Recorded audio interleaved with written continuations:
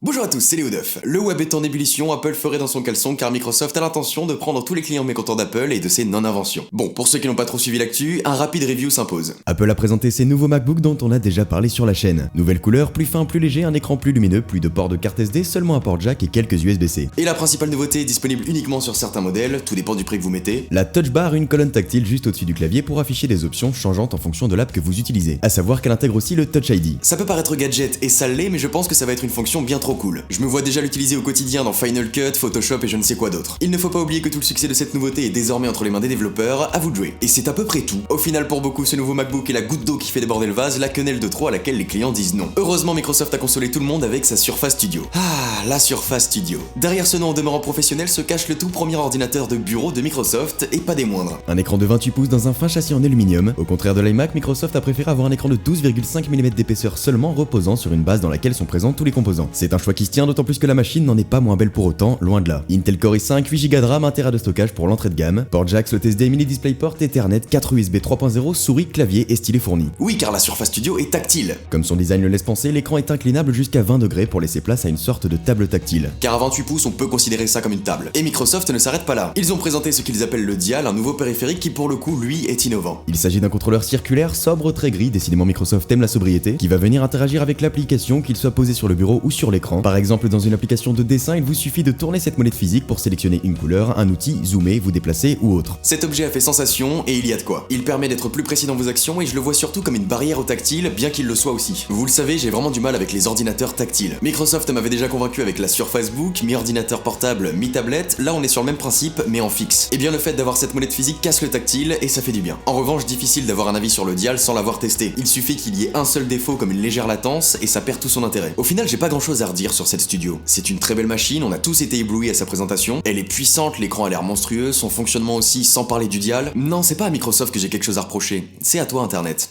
Parce que tu passes ton temps à dire de la merde. Si, je t'assure. Après cette annonce, le web mondial s'est emballé sur cette studio sans oublier de piétiner les nouveaux MacBook Pro de la pomme. La Surface Studio est rapidement devenue la nouvelle arme anti-MacBook Pro et Microsoft le nouvel Apple. Attends. Est-ce qu'on est en train de comparer un ordinateur de bureau avec un ordinateur portable ?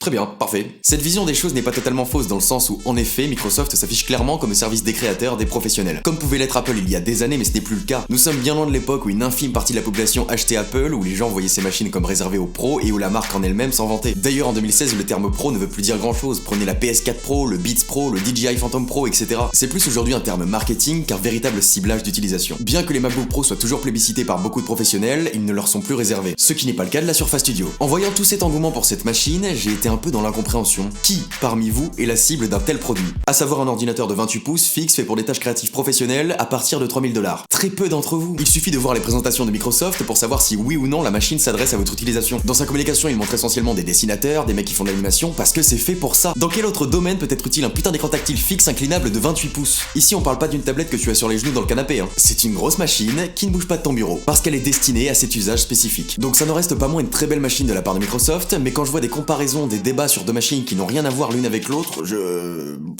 Sans déconner, t'as cliqué sur une vidéo dont le nom est MacBook Pro versus Surface Studio. C'est comme si aux élections présidentielles, tu voyais Hillary Clinton versus Donald Trump. Ça n'a pas de sens. Bref, je l'avais déjà dit dans ma vidéo sur le MacBook 12 pouces et je le répéterai jamais assez, avant de juger un produit, il est important de se pencher sur la cible visée, car une table de 70 cm ne vous servira à rien si vous ne savez dessiner. Merci à tous, c'était Léo Duff.